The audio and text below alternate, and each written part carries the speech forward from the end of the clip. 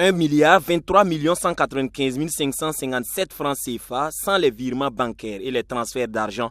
C'est le premier bilan que fait le comité mémorial Thomas Sankara après le lancement à souscription le 2 octobre.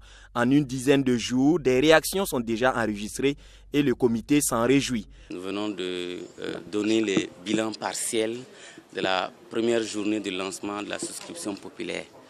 Et à jour, nous avons 1,23 595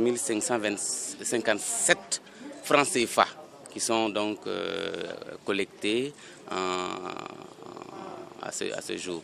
Sans compter, ce montant-là, c'est sans compter les urnes que nous avons données, donc qui sont qu'on appelle les tirelires communément, et sans compter les envois par Airtel Money et Mobile Cash, et sans compter les virements bancaires qui sont opérés actuellement au niveau de l'étranger, voilà, provenance de l'étranger. Donc c'est ce premier bilan. Nous allons dire que la souscription se poursuit. Donc même là, à l'heure où nous parlons, nous attendons que les gens continuent de contribuer parce que nous souhaitons réaliser un mémorial digne de ce nom au président Sankara et à ses 12 compagnons. On peut dire que Sankara est populaire encore, aussi bien au Burkina que dans le monde. Et je devais préciser que ce montant n'inclut pas la contribution de l'État, que nous attendons incessamment, que l'État aussi puisse annoncer son apport à la contribution de ce mémorial.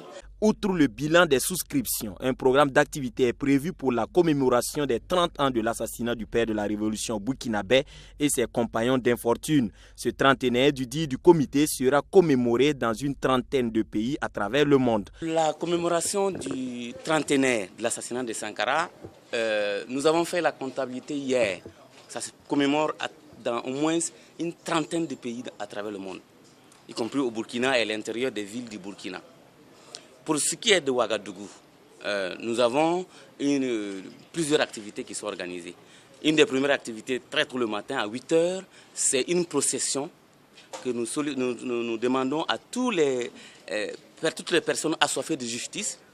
Une procession du Conseil de l'Entente, là où Sankara est tombé avec ses 12 compagnons, vers le tribunal militaire, vers le palais de justice militaire, pour demander que la justice accélère, que la justice aille vite. Nous ne pouvons pas comprendre 30 ans d'impunité, 30 ans d'attente, 30 ans d'impatience. On peut dire que certaines personnes parleront de patience, mais la patience a souvent une limite.